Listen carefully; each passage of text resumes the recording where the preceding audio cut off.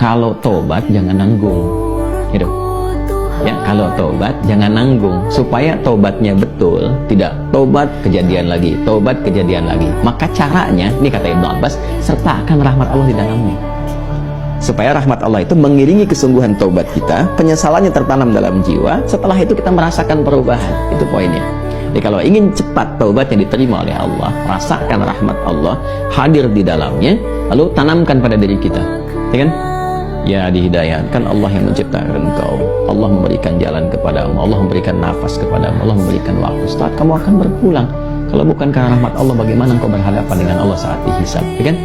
Lalu kita balikan, ya Allah, engkau yang menciptakan aku, engkau yang memberikan kehidupan kepadaku, engkau yang memberikan jalan-jalan kepadaku. Sungguh dalam keadaan ini aku hambamu yang kau maha tahu banyak berbuat maksiat, tapi aku pun menyadari betapa besar rahmatmu yang melampaui murkamu. Maka dengan semua rahmat aku mohon, ya Allah, bimbing hamba untuk bertobat, memperbaiki diri sebelum berpulang kepadamu. Nah, kalimat-kalimat itu dalam. Itu poin yang pertama, ya. Jadi singkatnya itu, jika ingin bertobat jangan nanggung, sertakan rahmat Allah di dalamnya, sehingga membuat kita lebih serius dan lebih kemudian merasa ya dalam jiwa kita untuk kembali kepada Allah. Yang kedua, ada poin anugerah. Ya, orang-orang yang tobatnya serius, yang benar untuk memperbaiki diri, bukan sekedar formalitas dia bertobat ya dengan istighfar misalnya, walaupun di situ pasti ada jalan kebaikan. Nah, orang-orang kembali yang berusaha dengan serius tobat, dia memperbaiki diri, maka di situ mendapat jaminan dari Allah Subhanahu wa taala. Lewat dialog ini, Allah bukan hanya akan membimbing ia untuk memperbaiki dirinya lebih baik dari sebelumnya, lebih tenang, lebih damai, lebih nyaman. Jadi ingat ya, taubat itu hal yang pertama Allah berikan, itu bukan materi dunia dulu. Bukan kedudukannya langsung naik, begitu tidak. Ya, bukan materi bertambah langsung kaya, bukan ilmu langsung banyak, tidak. Yang diberikan kelapangan dulu. Ketenangan, kelapangan, kedamaian, dibersihkan yang kotor-kotornya, baru datang melimpah. Ya, baru datang melimpah. Anugerah-anugerah sesuai dengan pilihan hidup kita untuk beribadah dan sebagai bekal kembali kepada Allah. Nah, nanti kalau benar taubatnya dan memperbaiki diri, diberikanlah kelapangan itu, lalu ditempatkan di kondisi lebih baik dari sebelumnya. Nah, ini yang dimaksudkan kalimat di sini. Ya, ara'aitin ana tubtu wa aslahtu arajin anta ilal jannah. Ya Allah, jika memang aku betul-betul bertobat, betul-betul memperbaiki diri, menata jalan hidup, apakah engkau akan mengembalikan aku ke surga? Ya, maka apa yang dijawab oleh Allah?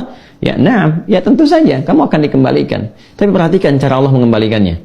Ditempatkan di surga yang lebih baik dari surga pendahuluan sebagai tempat belajar sebelum turun ke bumi. Silakan perhatikan.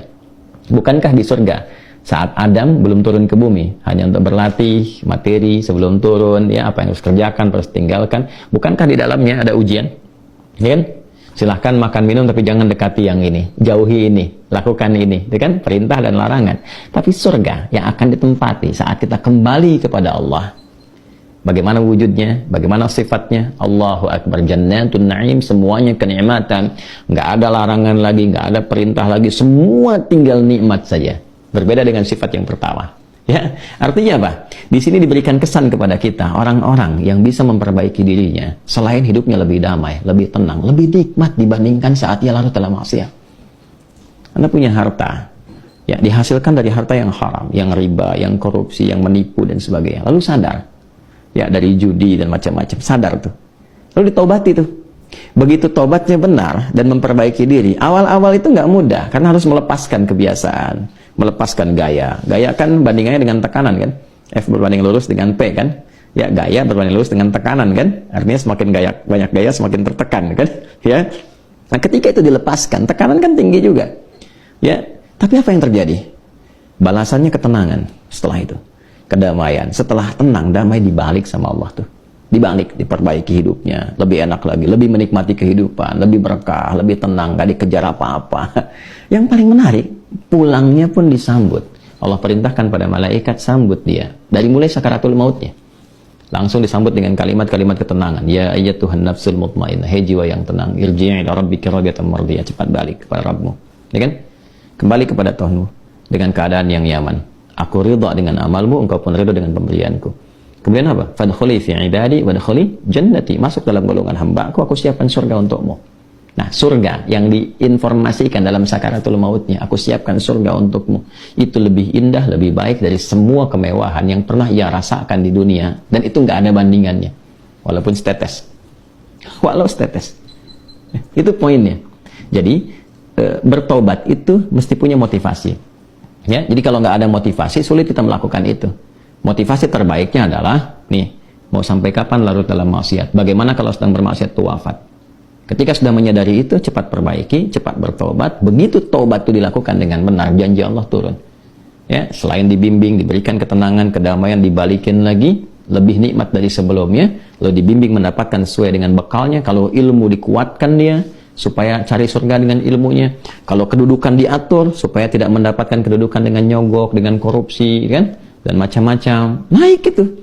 Sesuai dengan maslahat dia. Dan kalaupun dapat harta dengan cara yang benar, nggak usah nipu, ya, nggak usah korupsi, nggak usah macam-macam gitu, dapat dia ditempatkan sampai dia jaga sampai wafat aja. Begitu meninggal, dapat yang terbaik, lebih indah dari suasana yang dia dapatkan sebelumnya. Itu spiritnya. Ya, itu yang tadi saya katakan, menjadikan Allah sangat mencintai orang yang selalu berusaha menata dirinya lebih baik. Bertobat terus, tobat lisan, tobat pandangan, tobat pendengaran, sampai tobat kaki. Sampai dia merasakan perubahan dari semua organ tubuhnya. Tobat mata, dia berlatih. Jangan dikira kalau tobat itu, fungsi mata itu akan selesai dengan memandang saja. Tidak. Tantangannya ada. Dan nanti keberhasilan tobatnya itu diukur dengan ketika memandang yang tidak diinginkan oleh imannya, dia bisa elakkan pandangan. Itulah ghadul basar. Ya, telinga juga begitu. Kalau sudah nanti cukup bagus, terlatih dengan tobatnya, dia akan hanya gunakan refleks pendengaran untuk yang baik saja. Sampai ke ujung kaki. Demikian. Nah, itu kalau sudah ada ciri seperti itu, sikapnya berubah, ini tanda pertama bahwa tobatnya diterima oleh Allah Subhanahu wa Ta'ala.